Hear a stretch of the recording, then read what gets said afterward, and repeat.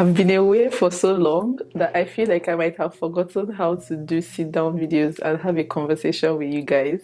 And first of all, I want to apologize for having been gone for this long. I don't know how many people noticed that I haven't been posting, but I wanted to come back to creating content, but I'm like, you can't just disappear and reappear like that without any update. So yeah, hi everyone, welcome back to my YouTube channel. My name is Dima Otutu, and if this is your first time on my channel, a very big welcome to you. On this particular channel, I create vlogs, travel videos, and sometimes I just bring my friends on the channel and we just vibe.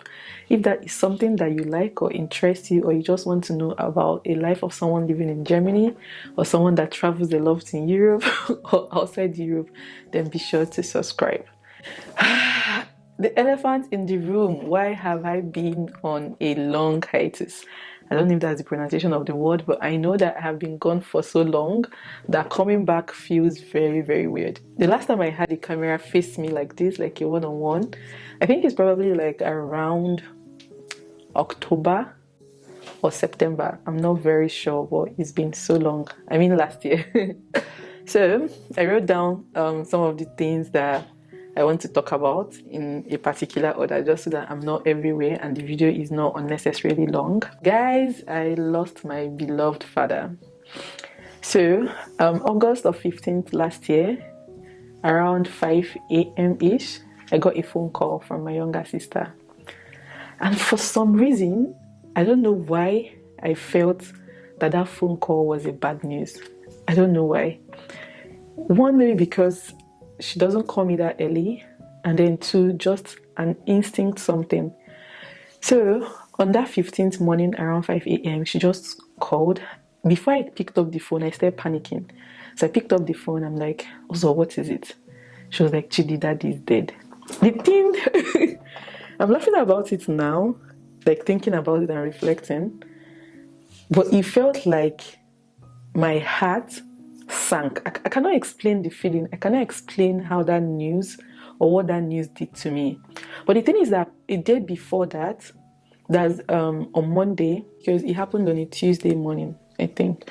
So on Monday, as I got to work, before I got into my office, I started having this very serious anxiety. I didn't know what the anxiety was for, but I was just panicking for no reason. I'm like, why am I panicking like this? So it was after that call that I had with my sister, that was like, oh, this was the reason. So Monday, on the 14th, my dad wasn't feeling well. That was also the last time I spoke with him. So all of us, he came back on the Sunday from work, because he works offshore, so he travels and he comes back. So he came back that Sunday and he was like that he's not feeling very well. So they went to the hospital on Monday.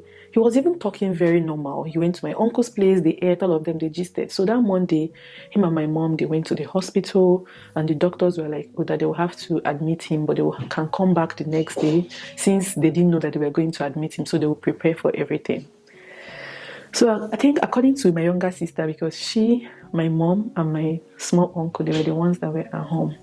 So according to them, like around 11 or so, that his breathing was a little bit different.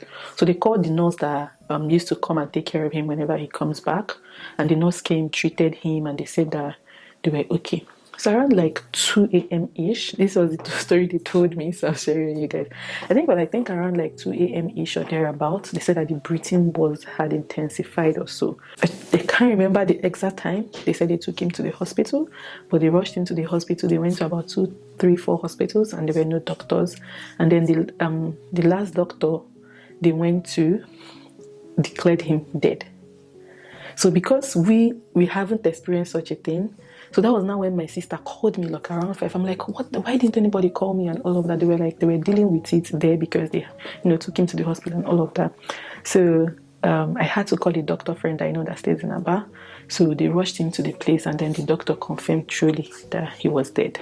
You know this thing where you hear that someone lost a parent or a sibling or a very close one, a loved one, and you're like, oh, he's well with you, things will get better, all of those things. I used to be on that side, comforting people and telling people, don't worry, God knows best. Now I understand, and if you've never experienced it, you can never, ever, ever truly understand what it's like to lose a loved one. You cannot imagine it. You cannot picture it. You cannot, when this thing when someone says, "Oh, I lost," and you say, "I understand you." You cannot understand unless you've gone through it. It's a different kind of feeling. It's a different kind of process. The emotions I felt from August till now, different stages of emotions that I never knew existed in this world. Guys, I lost it. My father's death took me unawares, and it sent me to a very, very, very dark place. I was already dealing with a lot prior to his death. Like, I was already, if you guys, I don't know if I updated it here. Like, I resigned from my job. I had to rush and get another job because of my stay in Germany. My visa required that I always have a job.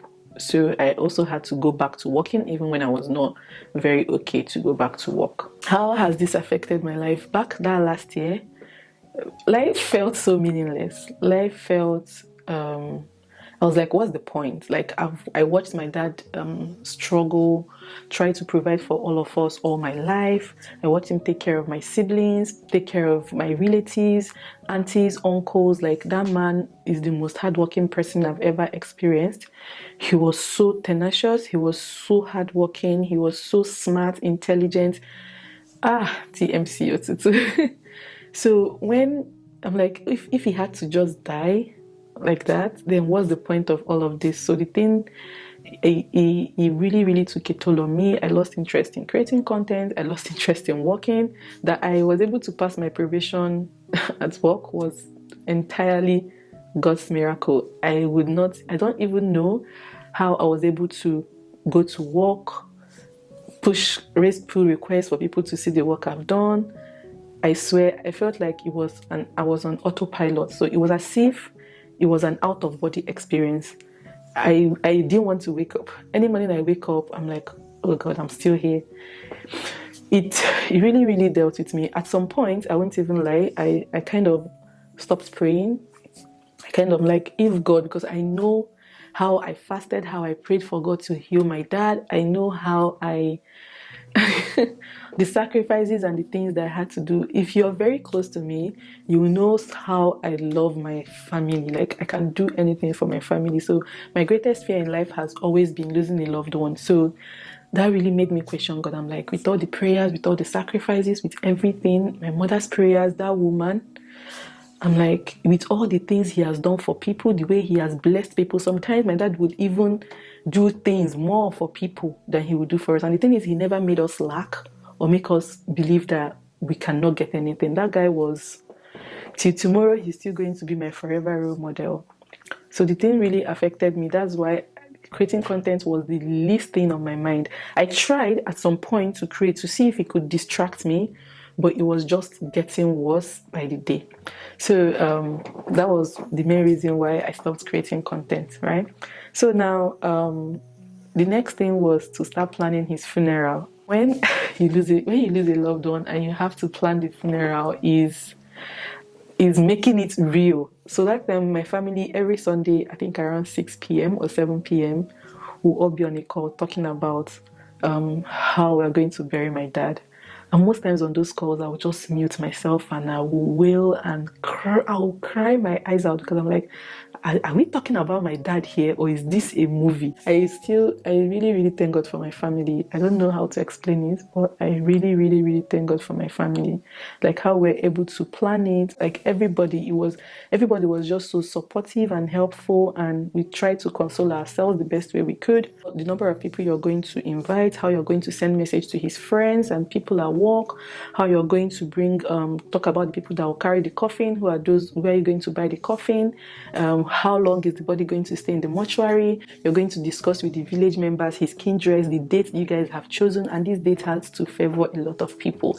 And then you're going to talk about the ambulance that will move his body from Aba to Anambra State, because I'm from Anambra State. At some point, just to show you, because there are a lot of things I didn't know about culture, I actually wanted to bury him in Aba, in our compound where we live, just so that every time I go home I could see him. because I felt like we don't really travel to the village, so it's just like you going to dump his body there and leave.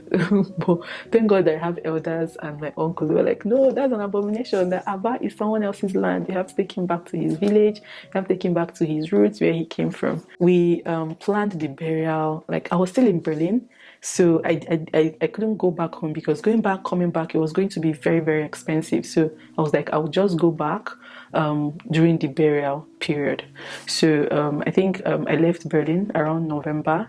Vani, my friend, was getting married, so I went for the wedding, and then all these things were trying to kind of keeping me afloat. So we went for the wedding. It was a very good experience, and then I went back home. Now, as I got back home, the first day I couldn't enter his room.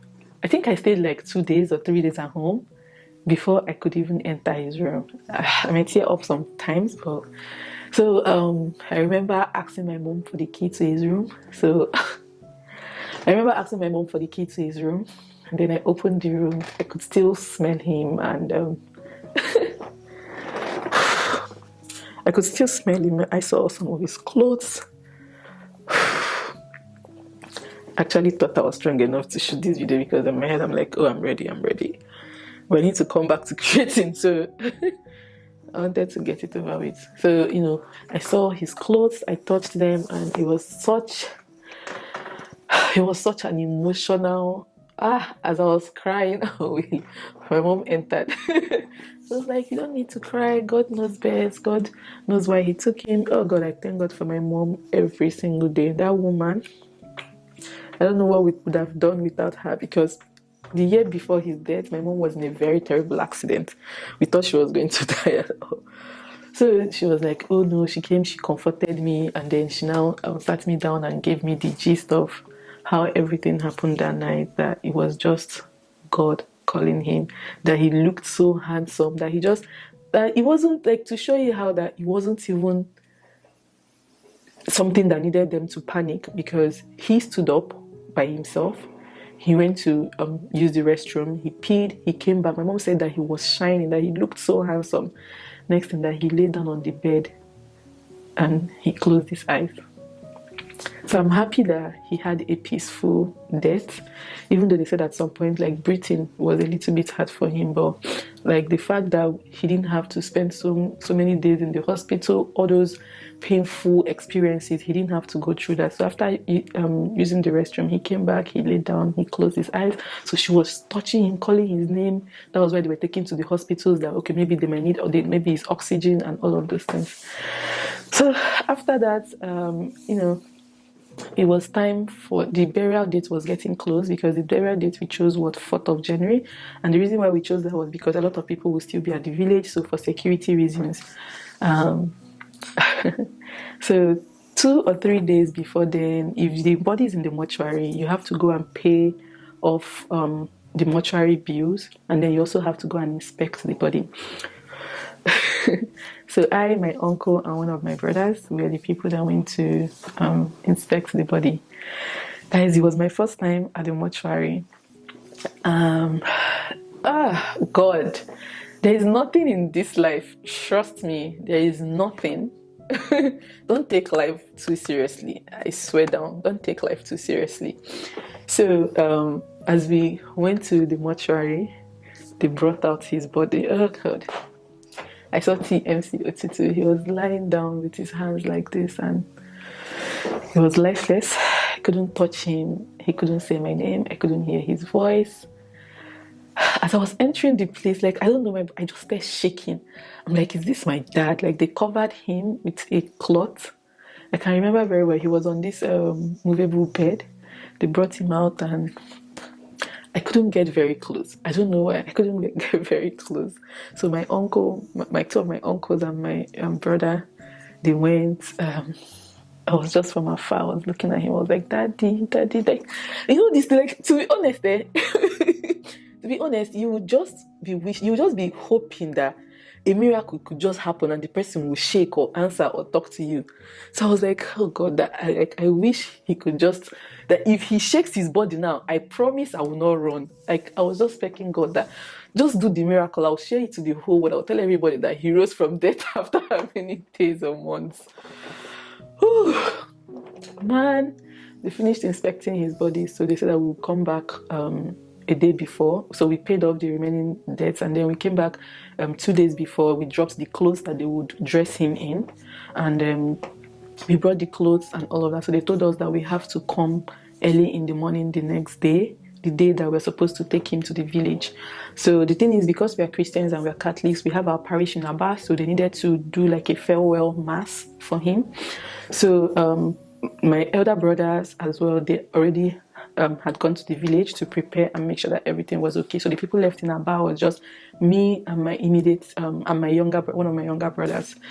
So I had to so on the date that, which was the 3rd of January, we went to we went to the mortuary with my uncles, and then the guys that were supposed to carry the body. So we needed to look at the body in the coffin to be sure that the way he's dressed is the way we want it. So we got there, they called me in, I looked at his body in the coffin. It was just in there, and I just there crying. I'm like, I was just asking him, I hope he's comfortable, hope the place is not too tight for him. What if he wants to see that is something that tomorrow I cannot understand. I was just asking myself, I was just praying to God that, God, please make sure he's comfortable in there, because you still be feeling that he's alive. I don't know how to, maybe because I'm alive. So I just felt like, oh, this coffin, it feels tight. I feel like if he wants to move his body, if they close this coffin, he won't be able to breathe. He might be suffering. I said, if you've not experienced it, you cannot understand it. So next thing, they brought some guys, they covered the coffin, they brought some guys, they put him in the jeep that was going to carry him. So I sat in front and we went to the church. As we went to the church, a lot of people were there. A lot of people were there in the church to say farewell to him. Like, my dad was a great man. Like, I knew he was a great man, but I didn't know he was a great man. Guys, you needed to see the people that came to support my dad, that came to say farewell, that came to pay respect. I didn't know this was going to be long. We're already 19 minutes in. So now we took him to the church. They brought out his body. See, I'm shocked that I still have tears in my eyes, because the amount of tears I shed for this man, at some point I felt like my eyes would just give up, or I would stop seeing, because every stage of all these things I've talked about have very different emotion that I have never experienced in my life. So we took his body to church. They prayed. They talked about life and death, how we are dust and how we'll go back to dust and all of that. And in all of these things, I was just thinking, like, this guy has gone through so much in life. He has sacrificed for a lot of people. He lived for people. My dad lived for people. I say in my house, the least you will see in my house is like 11, 12, 13 people. At some point, you will see 20, 21 people staying in our house. I'm not joking. Like, he took care of a lot of people. My dad was too kind. My dad was too generous,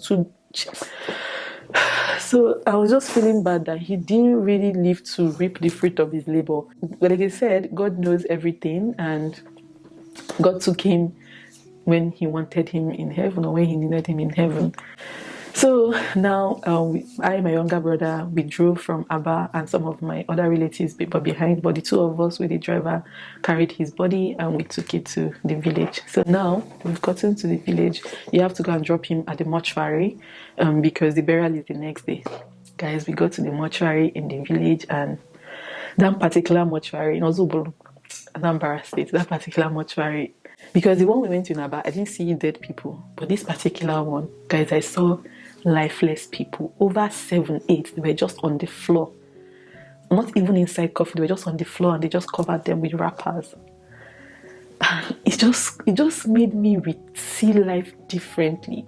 All this hustle and bustle, I'm not saying we shouldn't work hard, like make the most out of your life when you're here, but I just remember that it will all end one day. So just do the best that you can, but just remember that life comes to an end for everybody. I was just looking at those bodies. I'm like, I'm sure they were alive at some point, and I'm sure they mean the world to some people, and I'm sure they worried about a lot of things. Who else? We got from the mortuary, and I'm going back to my dad's house in the village. Guys, the people that came, I'm not even joking. On that third, were over 100 people in my dad's house. Like, this was not the burial. I'm talking of people that just came to help. So there was no space for me and my siblings to sleep. So we had to rent a hotel room. Most of us stayed in the hotel. And then the burial day, early in the morning, like around 5, 6, we had to prepare and rush to the mortuary to bring his body. So now, as the Ada, I'm not the one that is supposed to carry his picture, and then the people with his coffin, I'm supposed to lead and direct them. Now, if you're an Anambra girl and you're an Ada, this is for you. Listen well. When you're carrying your father's picture, when it happens, I pray that your dad ages so well. When you're carrying his picture and you're going, and the people behind him carrying the coffin, what you're supposed to do, you're supposed to be hailing your dad. So in Anambra, they say this, Nname, like you will be praising him, calling him great names. What a great man he was, how good he was to people. You have to scream it, you have to shout, and you have to praise your dad. Because according to the culture, that is like the last respect you're showing him, and you're telling people how great of a man your dad is. So now, as we're dancing from the, they call it Obom. Obom is like the central square for our hometown. So we walked from there to my dad's compound. So when we got to the gate, the people carrying the coffin dropped the coffin in front of the gate. According to culture and according to what I learned, you have to spray money on the coffin for those people to be able to raise that body again and then like carry the coffin to where it needs to be placed in his compound. Because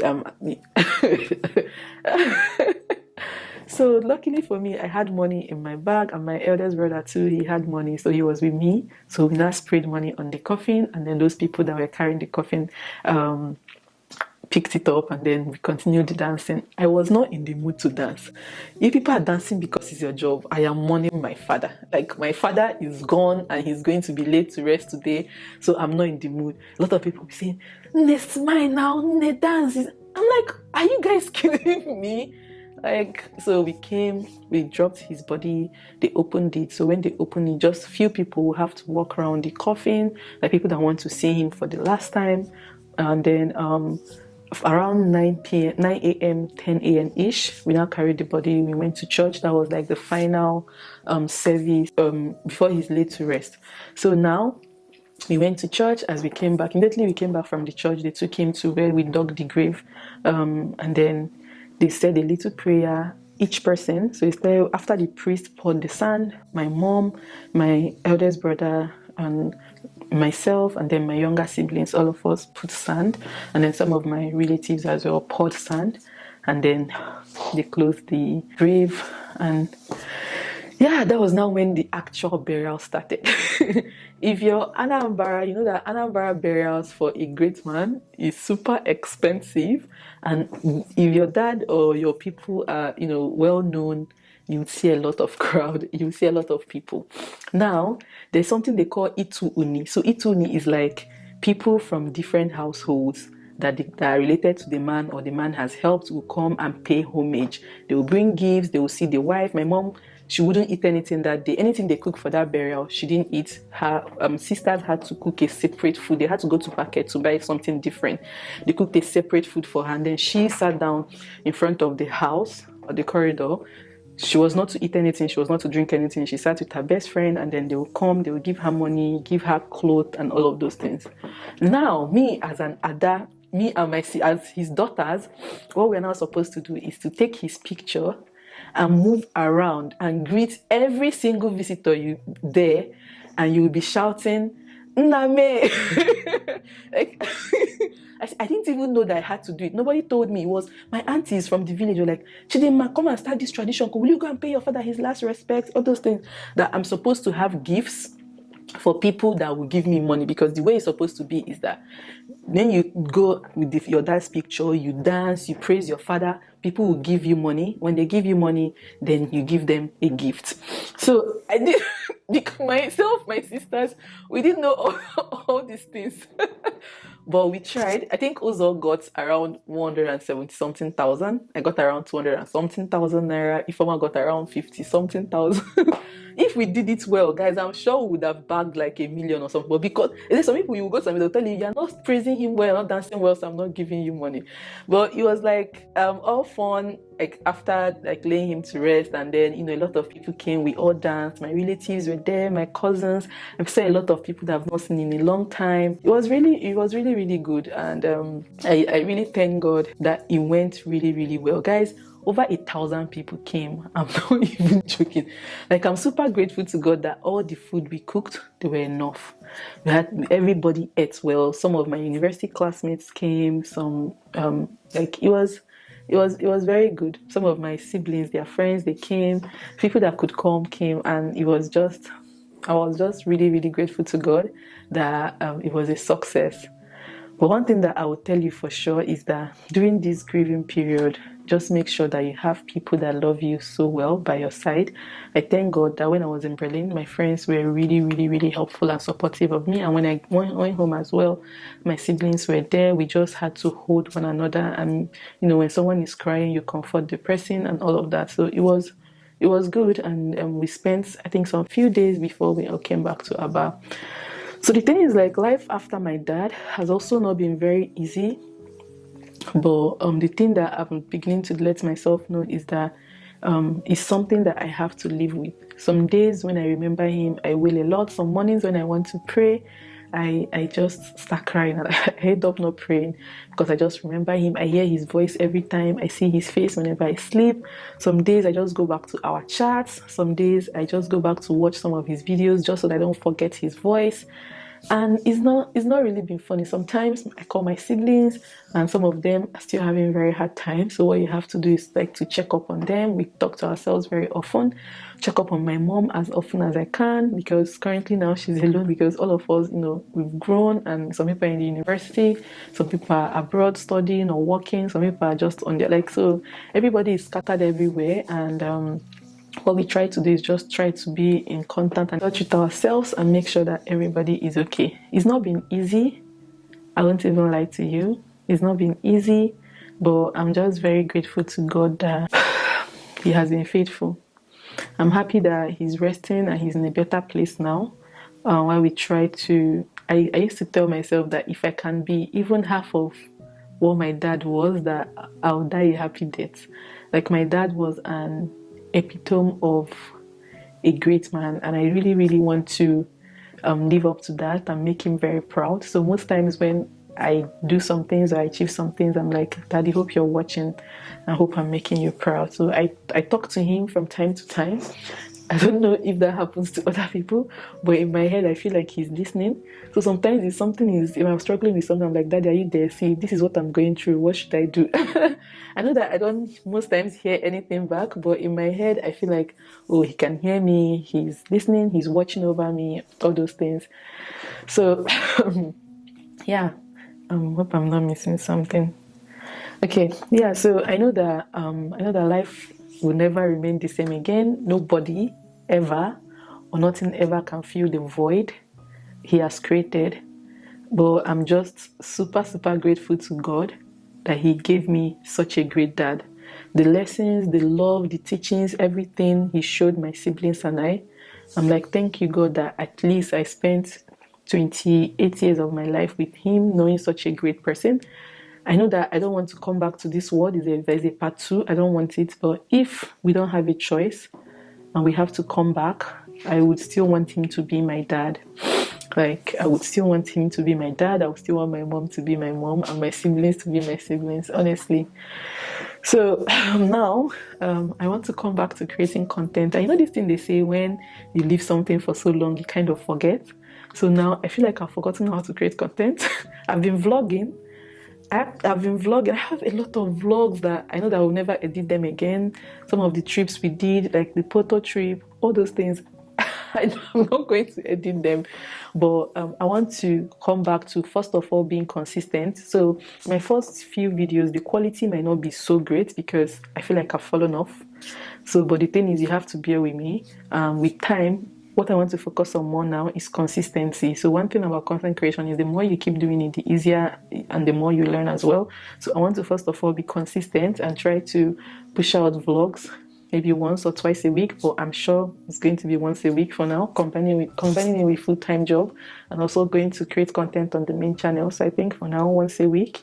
And what should you expect from my channel? Majorly vlogs as well. I think vlogs, and maybe share some life experiences in form of like a sit down video. Also plan to like invite my friends when they are available, and we just discuss or play interesting games, because guys, everybody's growing. My friends are growing, they're starting families, and it's super nice to watch. It's super lovely to see. Like Raji is moving out soon, and her wedding is going to be very soon, and I'm so super happy for her. But I also miss her because we've been together, like living in the same house for so long, that I'm so used to it now. But I know that I will adjust without her as well. And then I also want to say a very big thank you to those who didn't unsubscribe because I didn't create content. And then some people actually reached out to me on Instagram and like, Udima, we're not seeing your content, hope all is well. And then some people, I think one other person told me when I was in Lagos that, oh, I should do Lagos vlog. I was not in the right mind state, in the right state of mind, sorry, to do any vlog. So I didn't even do any Lagos vlog. I just started vlogging, I think, the week that I came back to Berlin, which was like ending of January. So I'll try and see if I can get those vlogs out. And yeah, thank you so much for staying. And if you enjoyed this video or you've experienced loss before, you can also use this as a safe space to share how you were able to cope with it, and maybe some of the things you do when you miss the person. Do you talk to the person as if the person is still here? And yeah, these are some of the things I said let me share with you guys. I know unfortunately the video became very long, but yeah, this is me saying it out here just so that I can also move on with my life. Because one thing that happens is that when you lose someone, people maybe 1 week, 2 weeks try to comfort you, but that's it, and their life goes on. And sometimes you're like, every other person is moving on, but you're not moving on. At some point I felt so stuck. I'm like, wow, like I wish I could be those people that their life is normal, because when it happens, your life becomes totally abnormal. I'm not even joking. So you will not be like, why can't I be normal? Like sometimes I'll just start crying. I'm like, why are you crying? Why are you crying? Like, guys, I cried so much. Like I cried so much that when I'm not crying is abnormal. So what I do most times, I just lock my room, stay in the room, and just start crying. Like I'll just remember his voice. I'll just remember one thing, because my dad was really close to all of us. Like he knew us so well. He was super involved in our lives. Like everything that we do, he knows. It's not because he's a controlling parent. No, he was genuinely interested. Like sometimes he'll call me, Ma, I've not seen your YouTube video. When I'm doing 2 jobs, he knows. He'll be like, okay, what about this one in this country? How is it going? Are you sure you will not rest a little? Like he knew every. And if you're traveling today, my dad knows. He will wake you up. Oh yeah, I'll get dressed so that you don't miss. TMC Tutu. Like he was involved in our lives from beginning till the very end. So I miss it so much. Like when I do something that I know that he's supposed to know now, I'm like, Daddy, this is what I've done, or this is what I want to do. Not to me. Because it felt like I lost. Not me rewatching my video, I'm crying. Guys, I'm editing this video and all of a sudden tears started rolling from my eyes, and I don't know how life would.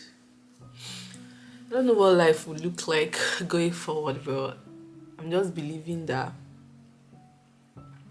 life will get better. Yeah. He was an intentional and involved father. So that, I think that's why it took a very heavy hit on me, because it felt like I lost like a compass. It felt like I lost my direction. Even up till now, when I'm praying, I'm asking God to direct me, because I feel like I've lost that compass.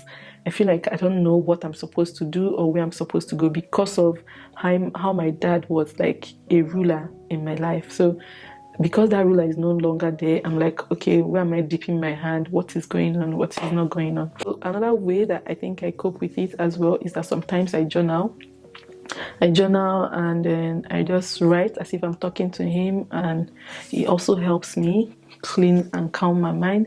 Right now, I'm back to not right now, but like I think towards the end of the year, I went back to God because I know that even the Bible said that it was not going to be an easy journey, and everything that happens, God knows why and He knows best. So I just trusted Him that my dad is in a better place, and I know that He will not also forsake us. So I'm very grateful to God for my family. It could have been worse. I could have lost my mom 2 years ago and I lost my dad last year. But I'm happy that I still have a living parent and I'm grateful to God for that. So, yeah, that is really it, guys. Let me know if there's any form of content you also want from me. Trust me, if it's something that I can create, I'll create that. But yeah, that's it for this particular video. Thank you so much for listening. Thank you so much for watching. And I'll see you guys in my next video. Bye.